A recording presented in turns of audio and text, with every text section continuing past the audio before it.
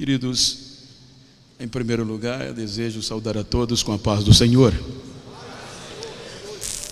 e dizer-lhes da minha alegria imensurável de poder estar esta noite participando de mais um ano nesta conferência assembleana promovida, organizada pela Faculdade Pfeiffer. E já de antemão quero agradecer ao pastor Abigail, pastor Abinair, homens por quem eu tenho estima, admiração, e estendendo a todo o ministério, a diretoria desta igreja e obviamente a diretoria desta faculdade. Quero louvar a Deus pela vida destes abnegados servos que não têm medido esforços para formar homens e mulheres no caminho de Deus. E outro sim, preocupada com estes dias que vivemos, em preservar o avivamento.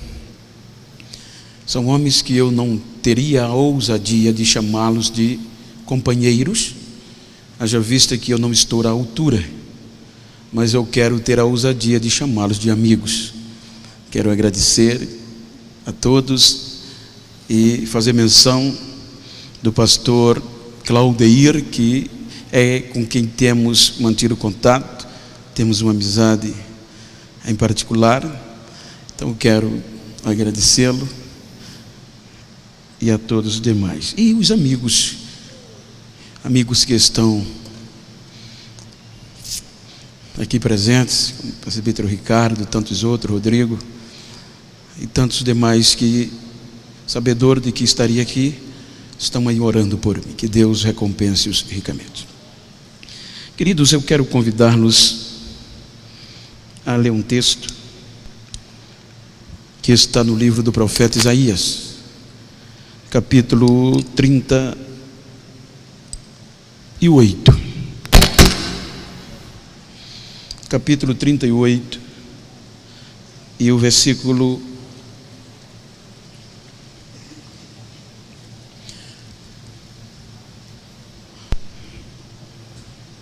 Está escrito, quero tomar por base tanto o capítulo 38 como o capítulo 40. Eu vou ler o versículo 1 do capítulo 38 e depois o último do capítulo 40. O primeiro versículo do capítulo 38 tem uma declaração que diz o seguinte: naqueles dias Ezequias adoeceu de uma enfermidade mortal, e veio a ele Isaías, filho de Amós, o profeta, e lhe disse: assim diz o Senhor, põe em ordem a tua casa, porque morrerás e não viverás. Capítulo 40, o último versículo 31 diz: mas os que esperam no Senhor renovarão as suas forças e subirão com asas como águias, correrão, não se cansarão, caminharão e não se fatigarão. Soberano Deus, queremos te louvar. Use o meu pulmão, a minha garganta, e me dê graça para falar a tua palavra diante desse tão grande e sábio povo, em nome de Jesus, amém. Por bondade daqueles que podem, tornem os vossos assentos.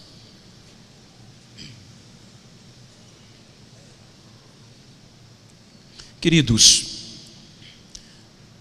tomando por base esse texto, haja vista que o tema proposto é a provocação de um avivamento. Quando nós observamos os dias que vivemos, as mutações tão constantes, quando nós observamos para o crescimento da tecnologia, da era digital, da qual somos uma geração que desfrutamos dos benefícios que ela assim nos propõe. E queira que não, todos estes benefícios trazidos por este crescimento ideológico, por estas descobertas, aonde eu estava ouvindo uma entrevista de Marco Polo, como também ratificada ou posteriormente por Augusto Cury, aonde ele dizia que uma criança de 7 anos, hoje, ela possui mais informações do que o imperador de Roma na sua época. E a dificuldade é para administrar e desenvolver estas informações. E queira que não, no contexto espiritual, de uma forma direta ou indireta, ela nos atinge. Em sua maioria é muito bom, mas queira que não, sabemos que não somos super crentes, nem super-heróis, e muitas vezes somos bombardeados por este avanço. Ele nos provoca, mesmo querendo, mesmo não querendo, a acompanhar estas mutações constantes, e muitas vezes nos desgastamos, quantas vezes somos afligidos. E como nós não somos super-heróis, somos meros seres humanos, passivos de erros, e quantas vezes não somos tentados a desistir, porque fomos acusados de alguma, ou acometido de alguma coisas, ou algumas coisas que não nos condiz à realidade. Então, quando nós observamos o texto, quero tomá-lo por base para falar de 4 períodos tenebrosos, aonde a insensibilidade permeou, aonde a ausência da presença de Deus foi perceptível, aonde precisava de alguém para provocar. Quando nós deparamos com os escritos de Isaías, a Bíblia nos leva a um contexto literal, histórico, verídico, que nos traz inspirações, que nos traz motivações e que nos provoca a não somente ouvirmos, estudarmos, mas simplesmente a vivê-lo. Quando nós observamos a descrição, quando Isaías começa a contar a visão que teve da parte de Deus,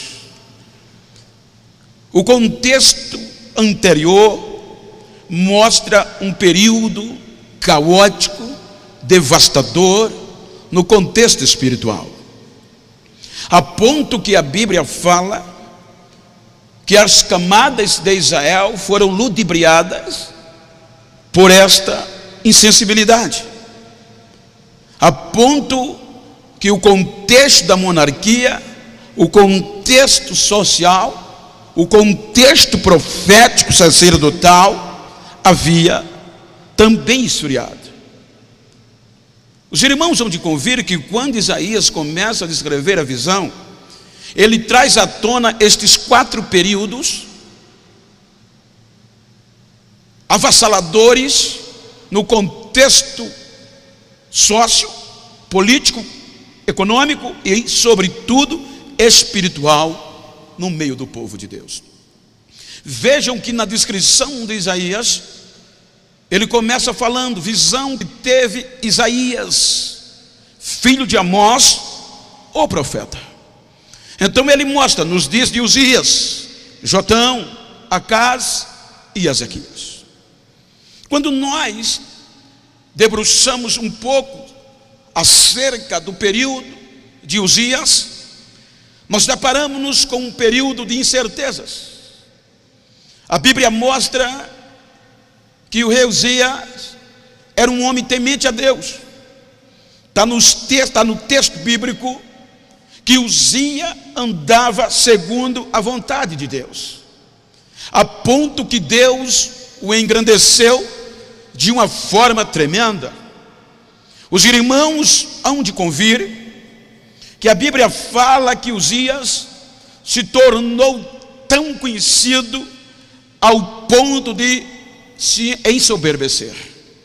A Bíblia diz que ele ficou conhecido, além do contexto monárquico, como também um grande engenheiro, descobridor, provocador de ciências. A Bíblia diz que Uzias teve a criatividade de inovar, de revolucionar o contexto militar, bélico, porque a Bíblia diz que foi ele que criou, que estabeleceu para o povo de Israel um homem que tinha um exército de guerreiros, mais ou menos de 307 mil guerreiros, e ele veio com os escudos, capacetes, proteção.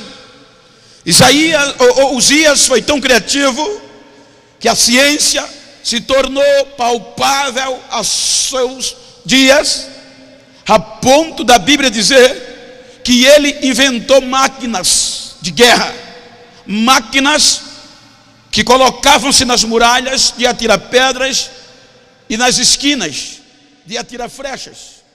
Então Uzias ficou tão grande que a Bíblia diz que a sua fama chegou longe, até no Egito, e ultrapassou as fronteiras.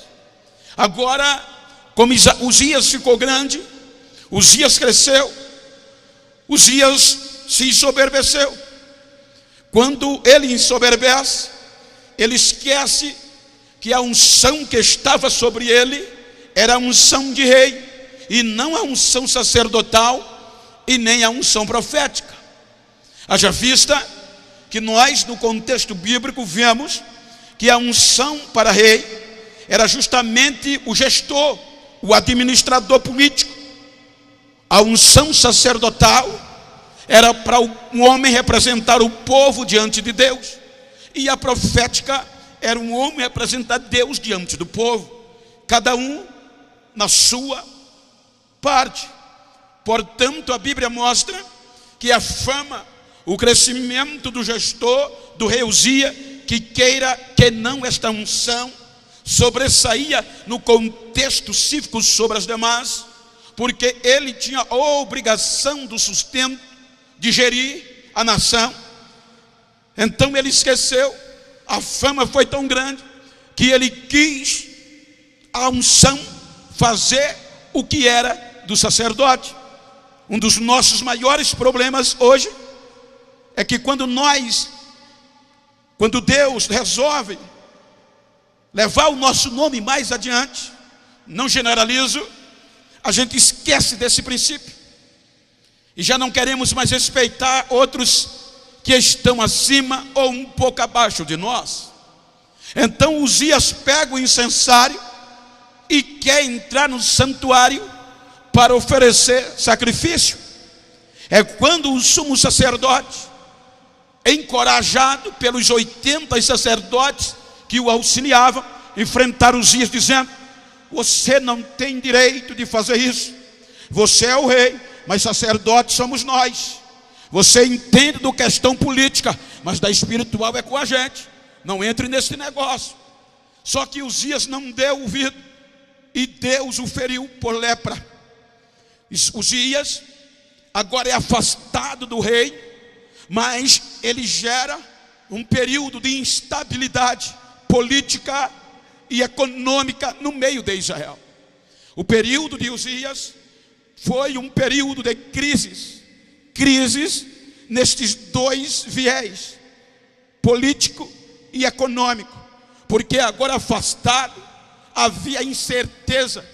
Só para os irmãos entenderem, claro, Só para dar sentido, eu usei o termo a entender, talvez um pouco forte, mas os irmãos hão de convir o que nosso país está vivendo. Simplesmente por questões políticas e econômicas, as incertezas que traz para os investidores, até para nós, cidadãos comuns. Então, isto aconteceu no período de Uzias, dentro da nação do povo de Deus. Agora havia uma incerteza, porque Jotão, ainda novo, ficou com a parte política e administrativa, e Uzias descartado, vivendo, esperando em uma casa separada. Agora havia incerteza, o que ele deixou, e agora no período de Jotão, a coisa se agrava, porque como não havia uma certeza política e econômica, desenvolveu-se uma crise social, uma crise que atingiu do palácio a mais simples chopana dentro de Israel. Então a crise assolou, a crise social devasta todo o contexto. E quando os irmãos hão de convir que a Bíblia diz que quando o rei Uzias morre, veja que Isaías descreve na visão uma situação sem precedente. Isaías mostra uma situação tão deplorável de esfriamento, de insensibilidade, que Isaías mostra dizendo o seguinte, que habitava no meio de um povo impuro e de impuros lábios. Veja que a crise estava tão devastadora no período de Uzias e Jotão, que Jotão, agora na morte de Uzias, mesmo a Bíblia dizendo que Jotão era um menino bom, era um rei que adorava a Deus, até tentou reparar algumas coisas, mas não foi capaz de promover um grande avivamento. A Bíblia diz que ele restaurou uma porta no santuário, portanto não teve a ousadia de provocar a presença de Deus de volta lá dentro. Então ele desenvolveu um bom trabalho, mas a crise assolou, que Isaías diz que o povo estava comparado por Deus como um corpo apodrecido, desde a planta do pé até o couro cabeludo, e pior, que não queria ser sarado. Então a Bíblia diz que quando Jotão passa 16 anos no poder, depois de suceder o pai, e é um dos reis que mais reinou sobre o povo de Deus, cerca de 52 anos. Agora, depois de 16 anos, o rei Jotão morre. E quando o rei Jotão morre, a coisa vai agravando, porque a incerteza permanecia, a crise social, e ele deixa um legado de ameaça de guerra. Quando o rei Acais, seu filho, assume o poder, ele assume debaixo desses 3 períodos: incerteza, crise social, sobretudo espiritual, e agora a crise bélica. Por quê? Porque a Bíblia diz que o rei Peca do norte, o rei Rezim da Síria, quis devastar a Israel, a Jerusalém, ameaçou a destruir e invadir Jerusalém, a ponto que Acais foi convocado para fazer parte de uma coalizão militar para devastar a Síria, o reinado de Tiglat-Pileser. Mas como ele recusa, agora ele enfrenta o 3º período, que era de guerra, um período devastador, quando ele recebe a ameaça que Jerusalém ia ser destruída. Quando ele recebe a ameaça que Jerusalém ia ser destruída, então ele rasga a veste, ele se estremece e não sabe o que fazer. É neste interim que Deus o auxilia, é neste interim que Deus se predispõe para provocar um avivamento. Então o rei Acais não percebe, não tem a percepção do contexto espiritual, estava voltado para o cargo, para a coroa, para a função, e esqueceu do espiritual. Aí Deus é tão bondoso que vai aonde estava o profeta Isaías e o manda a subir ao palácio para dialogar com o rei Acais. A Bíblia diz que quando Isaías chega no palácio para falar com o rei Acais, a palavra era motivadora.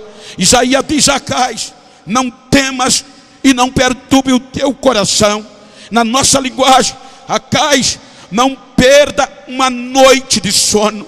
Rei Acais, escuta o que diz o Senhor Deus do teu pai Davi.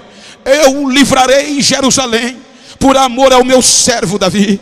Eu te livrarei da mão dos teus acusadores. Só que o rei Acais estava vivendo tão insensivelmente que a Bíblia diz que ele fazia o que era mal aos olhos do Senhor. Então ele menospreza Isaías, e Isaías vai incisivamente o motivando, dizendo: Acais, escuta, rapaz, se tu não estás acreditando, olha o que Deus está te dizendo. Pede um sinal que ele será com você. Ainda que o sinal que tu peças seja alto feito os céus, ou profundo feito a profundeza da terra, aonde tu pedires um sinal, ele dará que será com você. Ora, o rei Acais menosprezou, olhou para o profeta e disse simplesmente: não tentarei ao Senhor meu Deus. E assim recusou a ajuda divina. A situação continuou. Agora o período era pior, a situação era agravante. Então a Bíblia diz que ele, em vez de olhar para um grande avivamento, para espantar a crise, ele vai em busca do braço do homem, ele vai em busca do socorro do homem. Politicamente, ele pede socorro depois de uma grande devastação ao rei da Assíria, a Tiglat-Pileser, o pior e a maior nação política e bélica e econômica do momento daquela época. Então o rei da Assíria resolve o socorrer. A Bíblia diz que Acais, ele vai agora pagar impostos exorbitantes do preço do aluguel. Ele agora predispõe tornar Jerusalém um vassalo do Deus da Síria. A Bíblia diz que quando o rei Tiglat-Pileser recebe a proposta, é quando ele invade as tribos do norte. Ele destrói as tribos do norte, liderada por Peca, o rei de Israel. Leva-os cativos para a Síria e traz os moradores de Ava, de Cuta, Servafaim, cidades assírias, para morar em Samaria, capital de Israel. Ele também devasta Rezim, rei sírio, e agora ele traz livramento político e bélico para Jerusalém. A Bíblia diz que Acais ficou tão satisfeito que se esqueceu de Deus e foi para Damasco, aonde havia sido conquistada a capital síria. Então agora ele pega um grupo de sacerdotes. Olha como estava a situação. Agora a crise da incerteza, a crise social e a crise de guerra, agora estava na iminência uma mera e terrível crise espiritual, porque o rei Acais pega os sacerdotes e leva-os para Damasco. Para quê? Para estudar, para aprender a adorar os deuses da Síria, porque para ele agora os deuses da Síria era o Deus do momento. Foi o Deus da Síria que livrou Israel das mãos de Peca e Rezim, a ameaça contundente. Então uma situação parecia favorável. O rei Acais provoca uma idolatria sem precedente dentro do povo de Deus. O rei Acais provoca um período espiritual decadente no contexto do reino do sul, a ponto que a Bíblia diz que ele estabeleceu altares nos montes, ele estabeleceu estátua no lugar do sacrifício, ele fechou a porta do templo central, ele fechou o santuário de Deus para ninguém mais adorar o Deus de Israel. Agora a crise espiritual é sem precedente, a ponto que o povo agora entra em situação aberrante. Queimavam os seus próprios filhos, o povo de Deus. Olha que situação. O povo de Deus, o povo gerado de Abraão, agora queimava os filhos em sacrifício aos deuses da Síria. Até o próprio rei Acais estava nesse interim. Então a Bíblia diz que agora o período era de desafio. A situação era tão contundente, agora a situação quase que generalizada.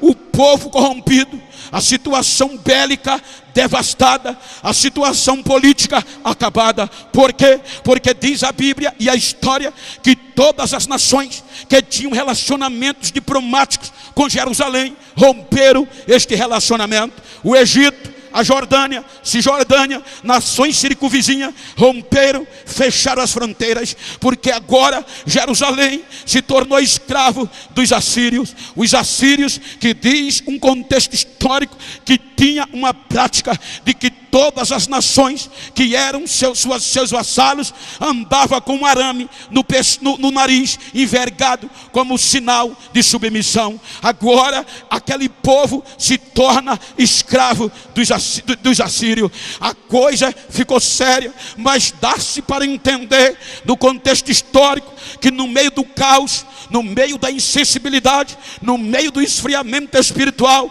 ainda tinha um grupo de remanescentes, ainda tinha alguém que esperava um agir de Deus, ainda tinha alguém que orava para a volta de um grande avivamento. Tinha um grupo de adoradores que não se continha quando olhava para os montes, que via os israelitas, os hebreus, queimando incenso aos deuses da Assíria. Eles não conformavam, eles elevavam a voz e diziam em cântico, em forma de oração, como diz o Salmo 121, elevo os meus olhos para os montes, de onde nos virá o socorro? Mas eles ainda numa esperança diziam, o nosso socorro virá do Senhor que fez o céu e a terra. É Ele que guarda a nossa entrada e é Ele que guarda a nossa saída. Ainda tinha uma nação remanescente esperando a volta de um grande avivamento.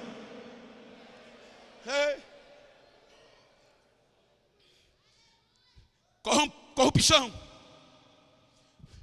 idolatria. Agora o período era de desafios.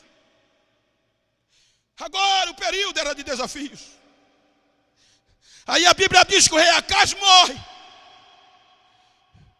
E Ezequias, seu filho, assume o poder.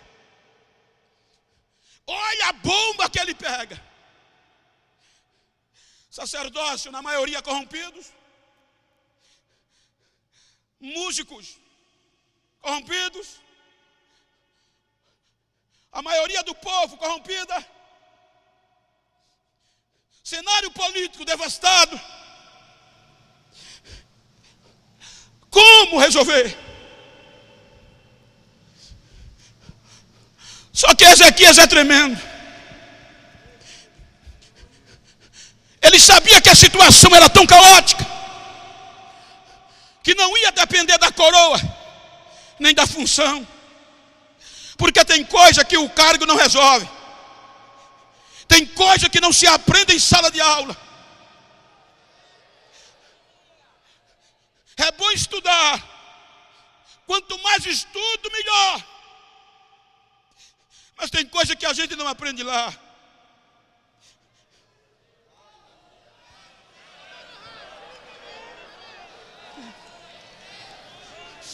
É aqui que Ezequias descobre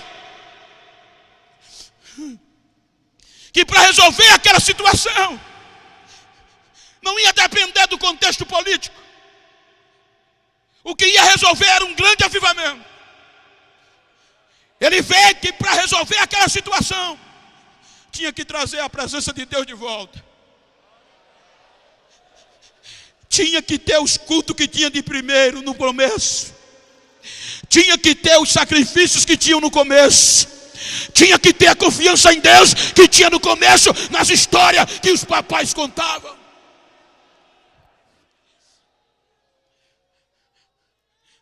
O interessante é que os homens que provocaram a nossa nação e outras da nossa era, eles provocaram não pelo conhecimento, mas pela ousadia. Como não lembrar de Charles Finney, provocador de um grande avivamento, que a história diz que aonde ele chegava a pregar, às vezes chegava em uma fábrica, os trabalhadores paravam as máquinas para o ouvir. Em poucos minutos, os funcionários eram embriagados pelo poder do Espírito Santo. O avivamento caía. O que dizer de Spurgeon, o homem que era detentor de gota úrica, depressivo, pregava um sermão, passava dias dormindo por conta de gota úrica. Eu sei o quanto incomoda, porque às vezes eu termino de pregar e tenho que chegar no hotel, colocar a perna para cima, porque eu também tenho esse contexto. Inclusive meu joelho está com uma semana cheio de água, já tirei 80 ml, mas ainda está no mesmo contexto. Ou seja, é preciso às vezes, a gente não entende o que nos move. O que dizer de Dwight Moody, provocador de grande avivamento? O que dizer de Wesley? Olha onde eles provocavam as nações, eram provocando Deus. O que dizer do nosso contemporâneo, quando na década de 40, um grupo de seminaristas americanos foi à Inglaterra visitar a casa ou o histórico de John Wesley. E diz a história que quando aquele grupo de seminaristas chega na casa de John Wesley, o Cicerone sai mostrando os pontos turísticos e as evidências. Aqui era a escrivania dele. Os jovens choravam. Aquele grupo de jovens com ambição de viver um grande avivamento. Aqui era a cama onde ele dormia. Aqui era a Bíblia que ele pregava, que ele lia. Aqui era onde ele sentava. Aqui era a cadeira que ele orava. Olha a marquinha do joelho dele. Final da tarde terminou a visita e os seminaristas voltaram para o transporte. Quando foram fazer a contagem de reconhecimento, faltava um moço. E aquele moço, agora vão procurar quem é que está faltando, onde é que a gente encontra ele. Aí voltam para a casa de Wesley, vão em todos os cômodos e não encontram. Quando entra na sala que Wesley orava, o jovem estava lá de joelho. E quem era orando? E qual era a oração daquele jovem? Senhor, tu avivaste esta nação pela boca e a vida de Wesley. Me usa também. Eu estou aqui. Faz de novo. Faz de novo. Faz de novo. Quando ele orava, aí o mestre, o Cicerone, chega no ombro dele e coloca a mão. Billy Graham, levante, meu filho, o nosso ônibus já vai. Levante, o nosso ônibus já está indo. Quem é Billy Graham? O homem que é conselheiro e foi por muitos dias de governos americanos. O homem que se recusou a se candidatar a presidente na maior nação do planeta, porque não quis se rebaixar, achando e acreditando que ser um avivadilista, um ungido de Deus, é maior, mais poderoso do que ser presidente da maior nação.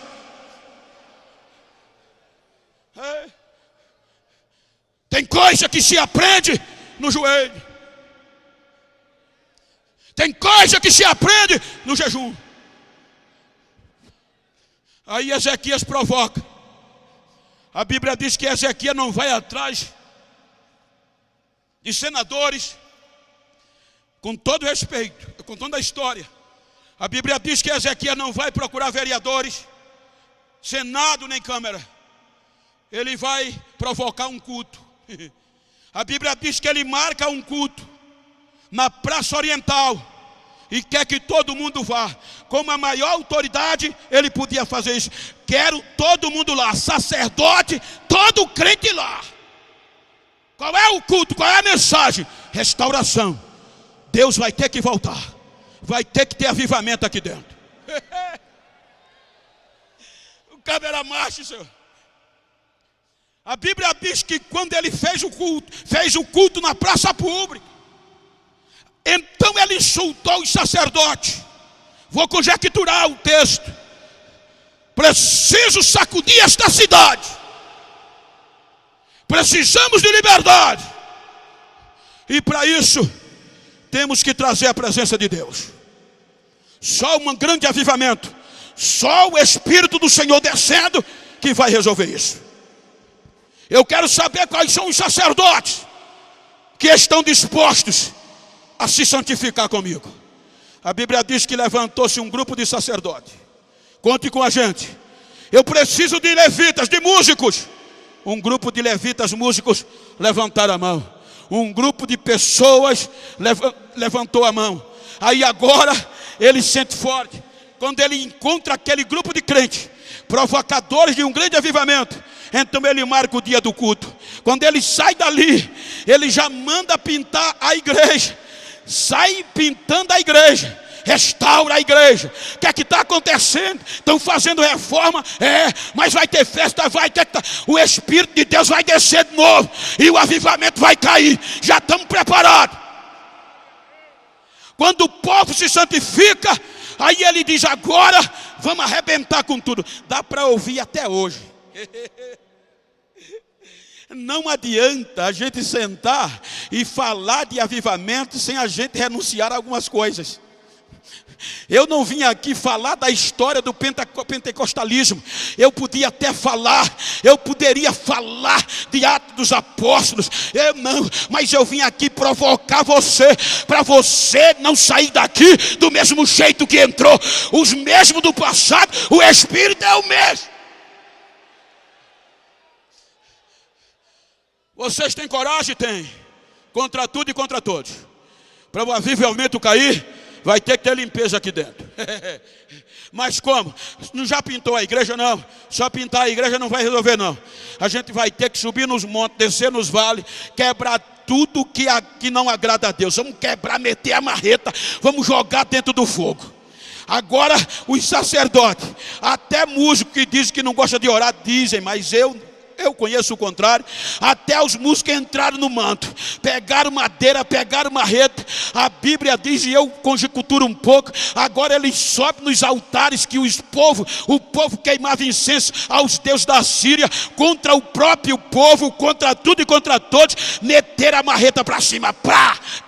Esse aqui não é de Deus, joga fora, quebra, joga no fogo, vai para lá, ali tem outro, joga, tudo limpo. Para Deus voltar, tem que estar limpo. Limparam, marcou o culto. No dia do culto foi tão grande que Crônica, o escritor, fez questão de registrar. Lembra daquele culto que Salomão inaugurou o santuário? A Bíblia diz que não via mais avivamento, mas Ezequias, no culto que ele promoveu, a Bíblia diz que nunca tinha visto um culto feito aquele, como desde os dias de Salomão. A glória de Deus voltou para ajudar. A glória de Deus encheu a casa. Agora o povo foi renovado, o rei foi renovado e o avivamento caiu no meio do povo. Decisões, desafios. Agora imagina, com o avivamento tudo fica fácil.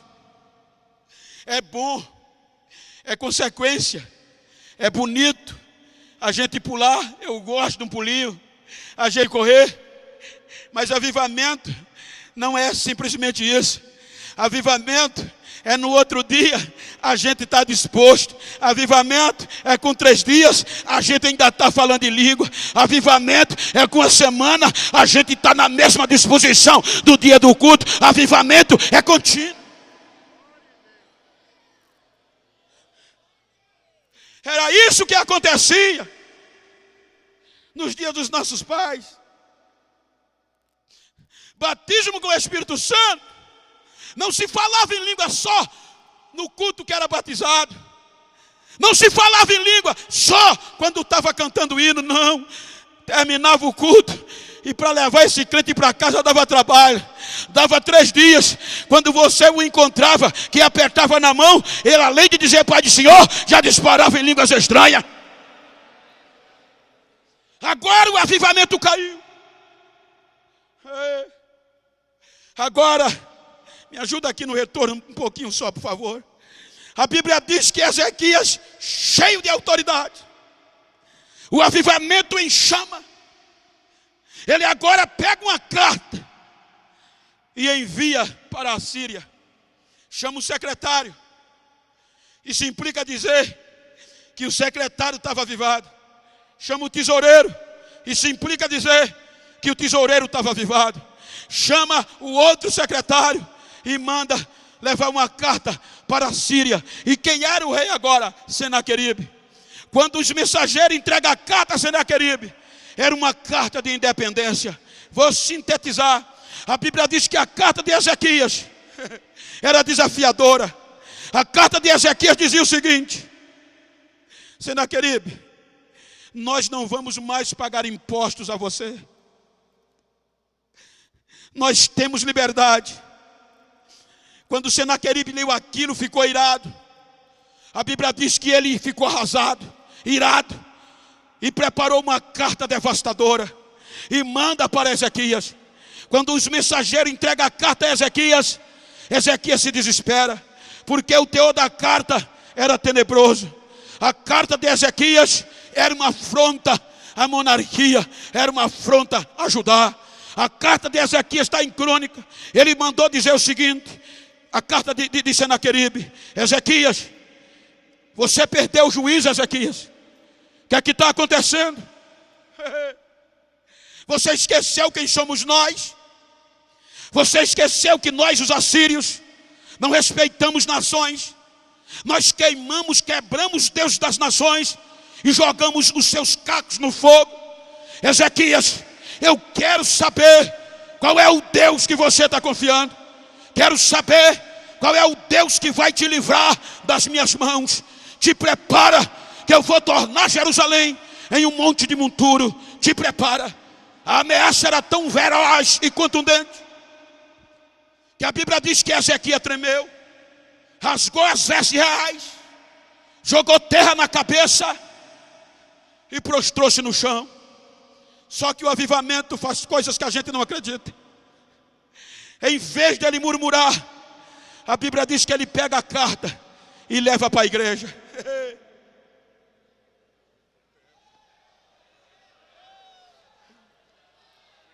Ele pega a carta, chega na igreja, joga a carta no chão. Está escrito, dobra o joelho, bota a cara em cima da carta e levanta a voz ao Deus verdadeiro. Ele começa a orar: Senhor, Tu que habita entre os louvores, olha a oração do homem. Tu que estás entronizado entre os querubins, Senhor, Tu que criou os céus, a terra, criaste o mar, tudo quanto há no universo é obra das Tuas mãos. Senhor meu Deus, do meu pai Davi, dá uma lida nessa carta para mim. Olha ela para mim, Deus, porque tudo que está nessa carta é verdade. Os assírios quebraram os deuses das nações, mas eles não eram deuses. Mas o Senhor é Deus. O Senhor é o único verdadeiro varão de guerra. Dá uma olhada e me dá uma resposta.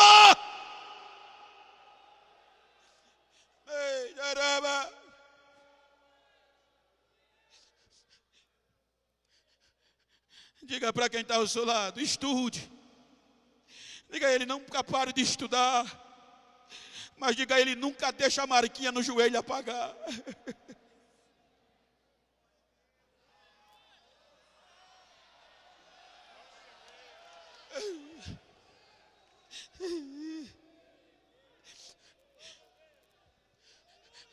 Ele levanta numa angústia tão grande que ele chama os mensageiros e manda ir na casa de Isaías. E olha a mensagem que ele diz: vão e diga a Isaías que é dia de angústia. Chegou a hora de dar a luz e a gente não tem força para jogar o menino para fora. Quando os mensageiros chegam na casa de Isaías,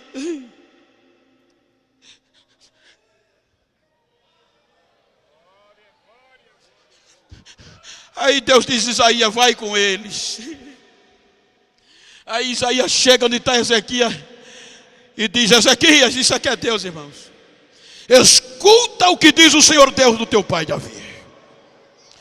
Eu vi a carta que me mostraste, e eu ali, e assim diz o Senhor: não temas, Senaqueribe, porque agora sou eu que vou colocar um anzol no nariz dele.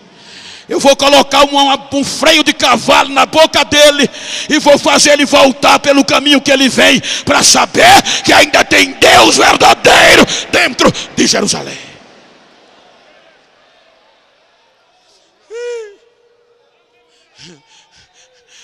Em uma noite só. Não precisou estratégia.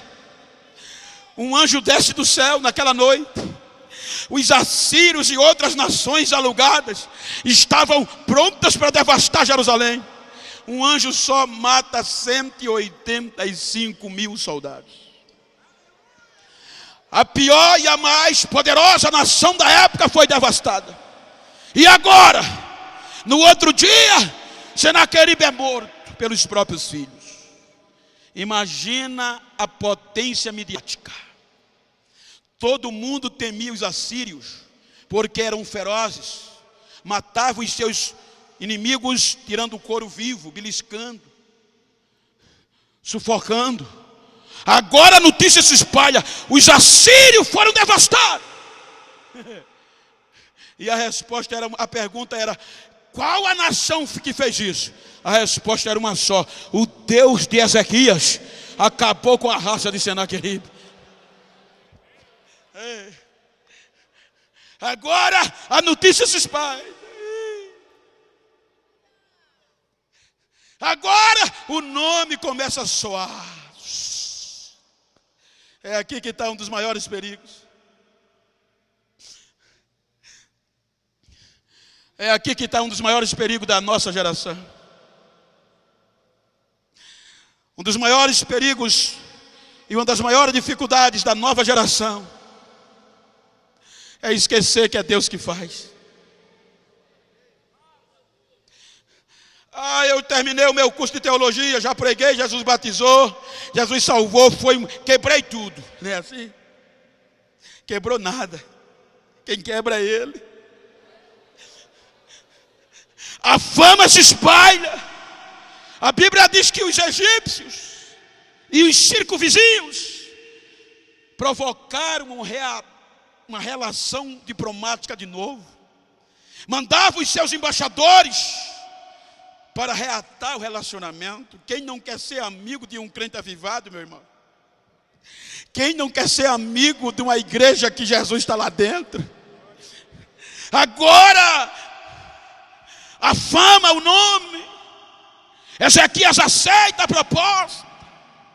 Recebia os diplomatas egípcios. Mostrava a riqueza.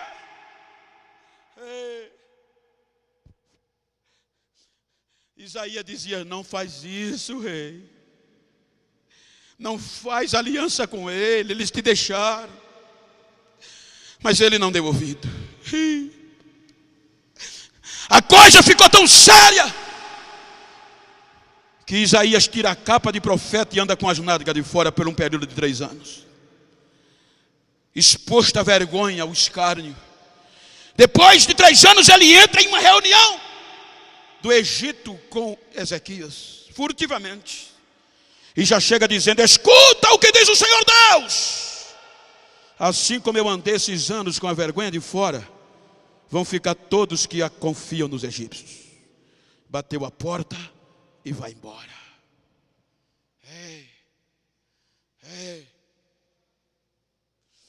E Ezequias não caiu a ficha. O que eu acho lindo em Deus é que Deus dá corda. Ele faz a gente pensar que é alguma coisa. Vai, caba besta. Mas um dia a corda estica. E quando a corda estica, meu filho, a cara vai pro chão. Quando ele pensou que estava indo bem demais, aí Isaías registra: e naqueles dias Ezequias adoeceu de uma enfermidade mortal. Irmãos, se você analisar a biografia de Ezequias, a história diz que ele começou a adoecer por dentro. Os seus órgãos internos começaram a se decompor. E o hálito dele ficou insuportável. Ele agora não podia atender ninguém. Ele agora não podia receber a diplomacia vizinhas. Porque o hálito era insuportável. Os seus especialistas fazia antídoto. Quanto mais ele bebia, mais fedido ficava. A doença sai para o exterior do corpo. E a pele começa a largar. E orifícios começam a aparecer. Ele ficou podre, literalmente, fedido. Isaías diz que os médicos traziam pasta de figo, faziam emplaste, colocava na ferida, mas quando arrancava, não sarava, o couro saía. O homem ficou incomunicável, podre, e trancaram-lhe um aposento. Não dá mais. Um homem bom, mas apodreceu. Sem visitas. Nem os súditos entravam. Isaías não foi visitar o homem. E só sabe o quanto vale uma visita de um amigo. Quem já precisou dela na hora da crise. Eu estava pastoreando uma igreja de uma favela, periferia da minha cidade. Tomei posse 2 meses, fiz uma reunião de obreiros. E no final um obreiro veio me dizer: o cooperador Ferreira está doente, pastor. Tem uns 4 meses que ele não veio ao culto e está quase morrendo. E nunca mais um pastor foi lá. Depois da reunião peguei minha esposa e peguei o carro e entrei na favela. O carro não chegava na porta, deixei na rua. Quando eu desci, que vou andando para a casa dela, a esposa dele estava na área. Quando me viu, correu para dentro. Quando eu cheguei na porta, que disse: a paz do Senhor. O Ferreirinha estava em pé na sala: paz do Senhor, meu pastor. Aí eu o questionei: mas o senhor não estava quase morrendo? Ele disse: estava, pastor. Mas a minha esposa entrou gritando: o teu amigo Genival está vindo aí. Aí ele disse que sentiu uma quentura e me disse: a enfermidade foi embora. Eu estou bom, pastor. E à noite estava no culto a presença de um amigo. Foi aqui que Singri falou que quando fugia de uma perseguição religiosa no Tibete, se ficasse matavam ele. Se fugisse, o gelo, a nevasca poderia matá-lo. Ele arriscou a nevasca. Quando anda alguns quilômetros, viu um homem caído, coberto pelo gelo, pela neve, balbuciando. Nos últimos momentos, o coração disse: ajuda ele, faz um amigo. A razão disse: não, passa direto, porque tu vai perder força. O coração venceu. Ele agachou, começou a tirar a neve de cima do homem. Quanto mais tirou, colocou o homem no ombro e saiu correndo, saiu andando com o homem na neve. Ele andando e transpirando. Quanto mais transpirava, mais perdia força. Chegou um momento na neve que ele não aguentou mais e caiu. Só que quando ele caiu, o suor dele tinha aquecido o homem. Quando os dois caíram dentro da neve, o simples sem força, o homem que vinha nas costas fica de pé. Agora olha para ele e diz: agora quem vai te carregar sou eu. Colocou ele nas costas e os dois saíram do outro lado. Nós estamos cheios de gente para ver os nossos defeitos. Tem como você dizer para esse crente e esse irmão que está ao seu lado, diga para ele: para ver os meus defeitos? Tá assim, ó. Diga: eu preciso de um amigo para me dar uma carona quando a crise chegar. Pergunta a ele: quer ser esse amigo? Diga a ele: conta comigo.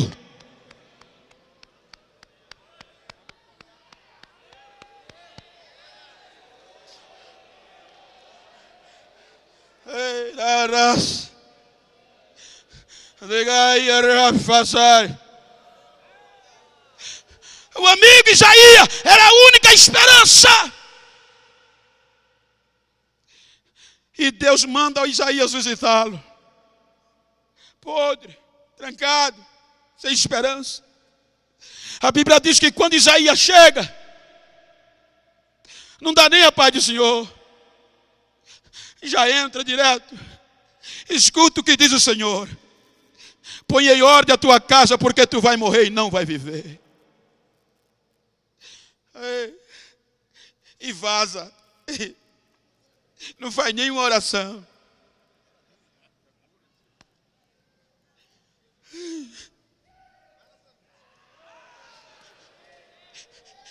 A Bíblia diz que Ezequias só tinha uma opção. Qual era? Virar o rosto para a parede. Quando ele vira o rosto para a parede, as lágrimas não contêm. E o salmista no Salmo 56, salvo engano, verso 8, ele diz que Deus guarda toda lágrima que cai do olho do crente e guarda nenhum odre, para no dia da vagueação lembrar dela. A gente não valoriza lágrimas, mas a Bíblia diz que toda lágrima que cai do olho de um crente fiel, o anjo colhe e leva para Deus. Para quê? Deus reserva no odre, no arquivo. Para quê? Para quando o inferno, o inimigo pensar que vai destruir o crente, aí Deus olha para a lágrima, e quando ele vê a lágrima, sai de baixo. Ele chora, vira para a parede. Só foi o que sobrou. E parede fala de limite, ponto final. Acabou a história, terminou. A parede foi posta. Aí ele diz: Senhor, olhe que está no pretérito. E o pretérito está mais que imperfeito. Ele diz: Senhor, lembra do que eu fiz. Eu fiz o que ninguém teve coragem de fazer. Eu não quero morrer. Aí sobe a oração, rapidinho. Quando chega lá e Deus já manda o anjo: traz o arquivo. Quando olha o arquivo, rapaz, o cabo é crente. Provocou um avivamento contra tudo e contra todos. Provocou a descida da minha presença no meio do caos. A Bíblia diz que Isaías ainda estava no pátio, não tinha chegado nem em casa. Aí quando Deus olhou a história, grita lá de cima: Isaías!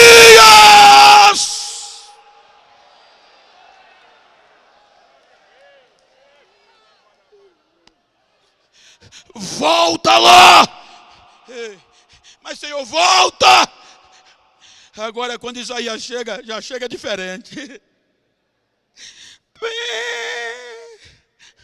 Escuta o que diz o Senhor teu Deus do teu pai Davi, meu irmão. Eu ouvi a tua oração e vi as tuas lágrimas. Deus manda dizer que não é o fim, não. Você não vai morrer, não. Ainda tem 15 anos para você dar glória a Ele. Ainda tem 15 anos de avivamento pela frente para você ser cheio. Pergunta para quem está ao teu lado: tem história? Diga: se não tem, começa a fazer. Porque quando a parede chegar, Deus olha a história.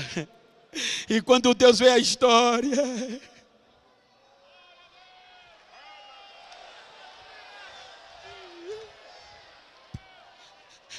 os amigos dizem: bem, a tua hora chegou.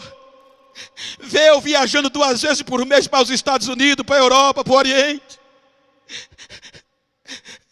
Ninguém te segura. A minha hora não chegou agora. A minha hora chegou quando eu andava com as caixas de som dentro da cana de 50 quilos nas costas. A minha hora chegou quando eu passava 8 dias de jejum.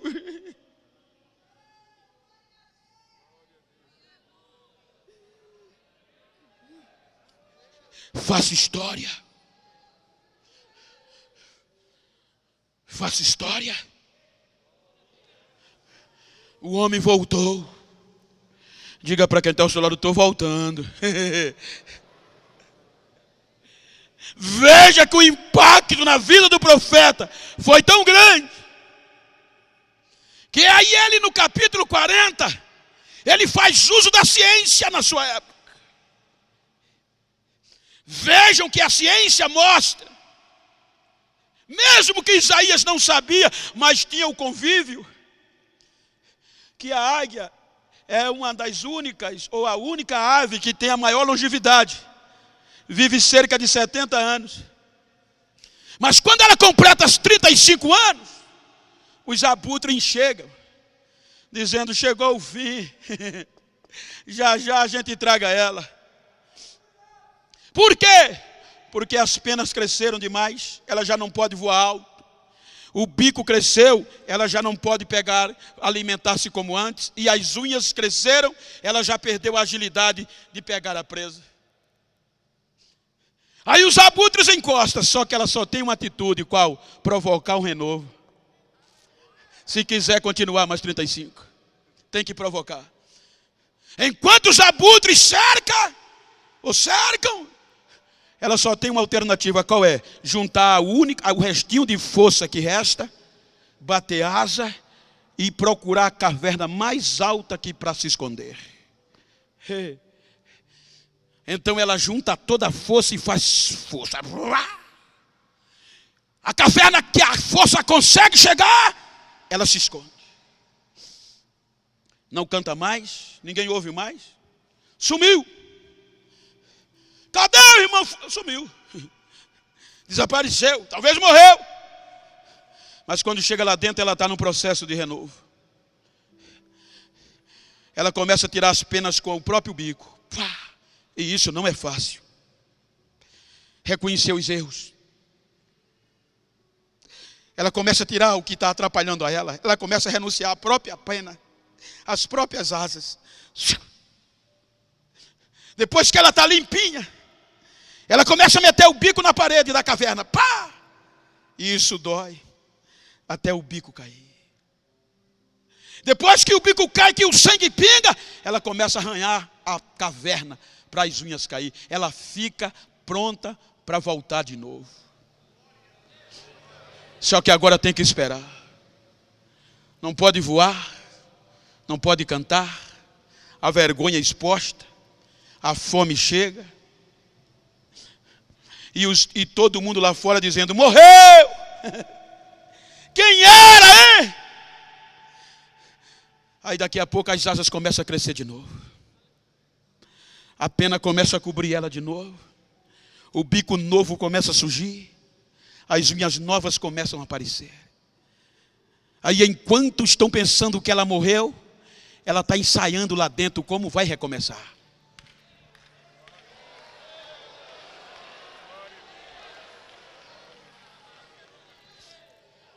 Quando ela sente que está na hora, ela salta da caverna. Abre as asas, nova. Fecha as asas e desce com tudo. Aí quem está embaixo, morreu. Se não conseguiu a prova, depressiva, vai suicidar, vai se esborrachar. E ela vem descendo. Antes de bater no chão, ela já começa a cantar de novo. Um cântico novo.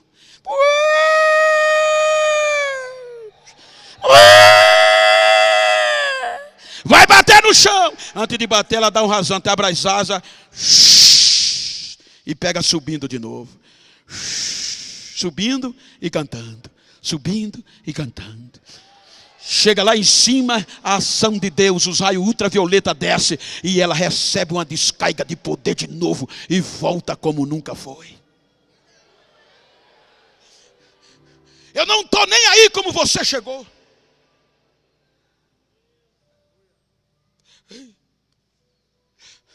O propósito é voltar como antes.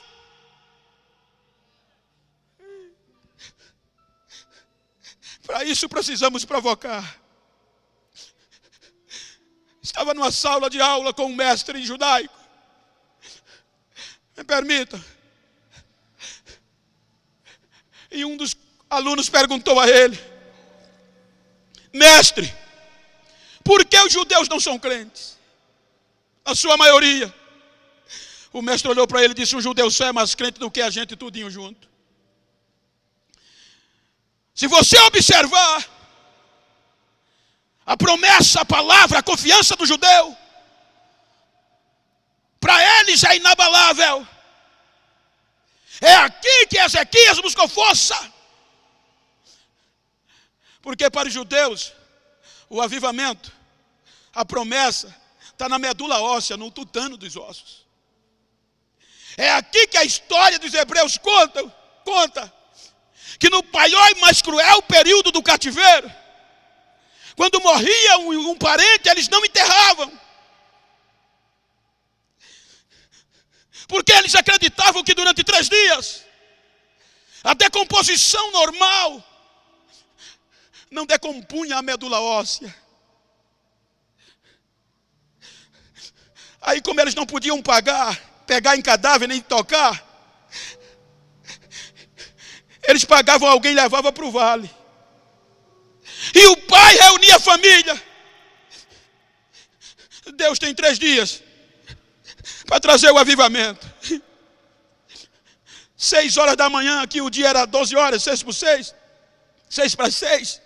Ele pegava a família e ia para o vale.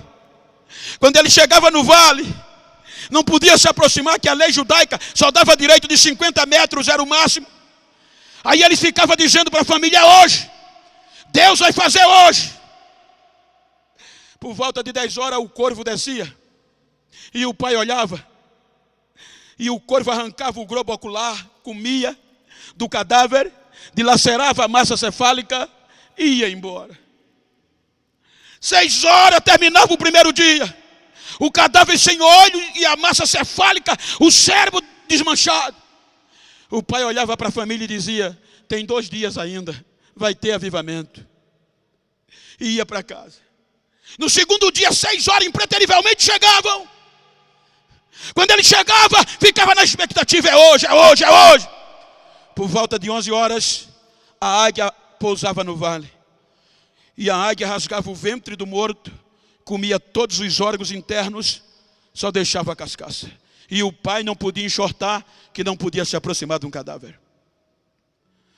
6 horas, terminava o segundo dia. O pai, cheio de esperança, dizia para os filhos: ainda falta uma noite e um dia, vai ter avivamento. Quando eles iam à noite para casa, chegava a hiena. As hienas chegavam e lambia tudo que restava de putrefação.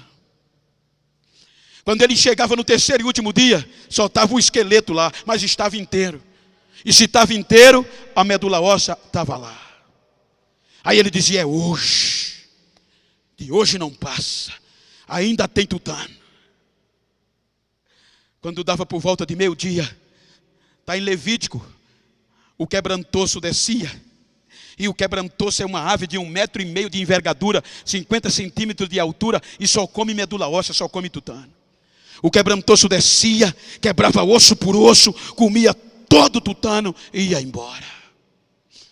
E a Bíblia diz que com isso, o vale ia se enchendo de caco de ossos. O pai, desesperado, voltava para casa: tem mais jeito não, acabou. Acabou! E ia para casa. Ei, quando ninguém esperava mais, aí Deus vai lá no cativeiro, com todo respeito eclesiástico pela intimidade, me permita, companheiro, e diz: Ezequiel, filho do homem, vamos ali comigo. Aí Deus, em visão, pega Ezequiel e os dois saem andando no meio do vale, no meio da terra. Chega no vale, Deus para. E Ezequiel diz que Deus pôs ele no meio de um vale e fez ele caminhar em redor deles para fazer um relatório. Aí Ezequiel, quando chega com o relatório, ele diz: Senhor, são muitos e estão sequíssimos. Como era que estavam os ossos? Isso quer dizer que não havia mais tutano ou medula óssea. Aí Deus pergunta a Ezequiel: eu posso trazer avivamento para esses ossos? Na hora, na história, filho do homem, profetiza, prega a minha palavra para eles, diga a eles que eu vou trazer tendões, vou colocar nervo, vou colocar carnes, vou cobrir de pele e encher do meu espírito. Aí Ezequiel começa a gritar: ossos secos! O que eu acho lindo, lindo, lindo. Só Deus faz isso. A anatomia do corpo humano diz que os menores ossos do corpo humano estão no ouvido. Me permita, os médicos, os que trabalham com esta área, me ajude se eu estiver enganado. É a bigorna, o estribo, o martelo. Se o relatório de Ezequiel disse que só tinha caco, aí imagina onde estava a bigorna, o martelo e o estribo. Dá para achar lá dentro? Aí Ezequiel grita, e é a bigorna que recebe o som. Aí Ezequiel grita: ossos secos, escutem a voz do Senhor. Avivamento não vem por movimento, é pela palavra.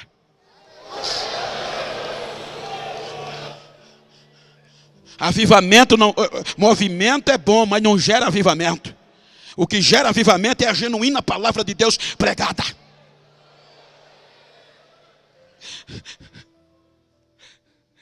Aí a bigorna, não sei onde ela estava, vou conjecturar, ela ouve a voz de Deus. Aí a bigorna, não sei onde ela estava, conjecturando, já manda uma mensagem para os cacos da caixa craniana. Aí o caco da caixa craniana desce para os pedacinhos da arcada dentária, e a arcada dentária dá para ouvir, começa a gritar no meio dos cacos: fêmur, tíbia, caixa torácica, o Senhor dos Exércitos está chamando, venham! E Ezequiel disse que cada osso grudou no seu osso. Como você chegou aqui?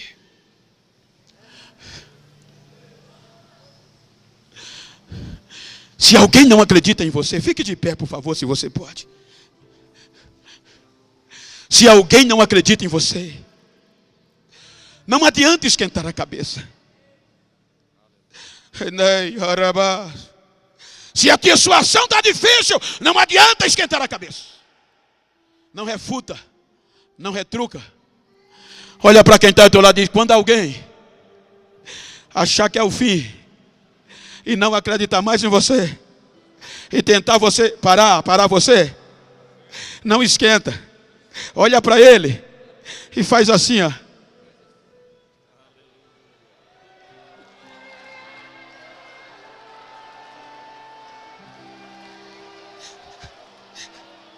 Estou voltando. Se você pode, com todo respeito eclesiástico, vira para esse crente do mesmo sexo que está perto de você, a não ser que seja parente, como eu estou aqui com o pastor. Se você pode, com todo respeito, e diga para ele: eu não estou nem aí, quero nem saber como você chegou, só quero saber como você vai sair. Pergunta a ele: tem sonhos? Tem projetos? Fica tranquilo, porque se alguém pensou que ia enterrar teus sonhos, ia enterrar nossos projetos, e que a gente ia desistir, diga: quebrou a cara. Aperta a mão dele e diga: desista não, ainda tem jeito. Abraça ele e diga: ainda tem jeito.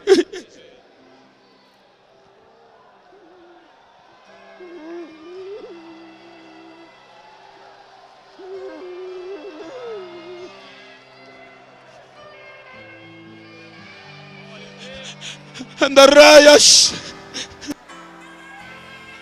Ribigaio Sayo Nagilblasei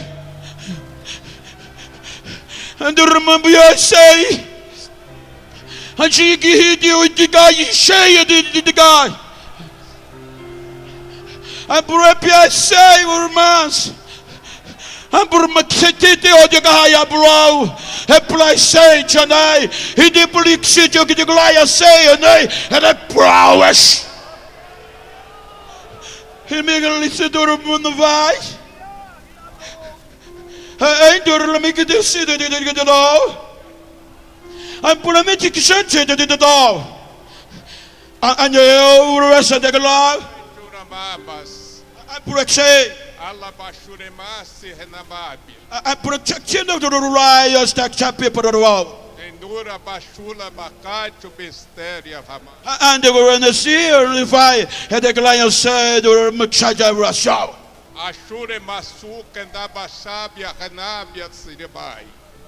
Nestes últimos dias, eu estou fazendo coisas grandes, sobrenaturais. E essas coisas sobrenaturais é para ser realizada no meio dos remidos do Senhor.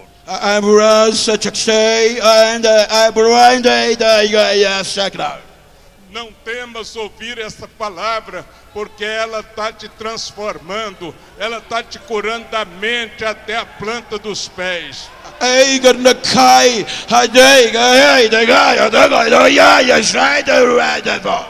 Esse avivamento é para que você saiba que eu ainda sou Deus do tempo de Ezequias, e que se fizer um concerto comigo, novas coisas acontecerão.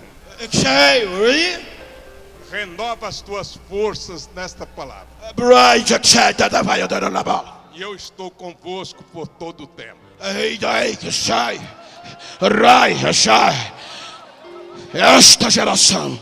Esta geração será sacudida pelo poder deste avivamento. Vidas que estão aqui serão usadas pelo poder da minha glória, e eu farei estremecer esta nação e esta terra por meio de vós, diz o Senhor desta igreja.